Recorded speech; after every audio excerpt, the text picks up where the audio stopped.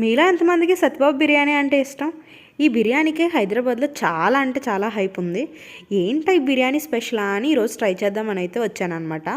ఇది నాకు తెలిసి కేపీహెచ్పి ఒకటి, మూసాపేట ఒకటి ఉన్నాయన్నమాట బ్రాంచెస్. ఇంకా ఉంటాయి. నేను తీసుకుంది ఇది మూసాపేటలో.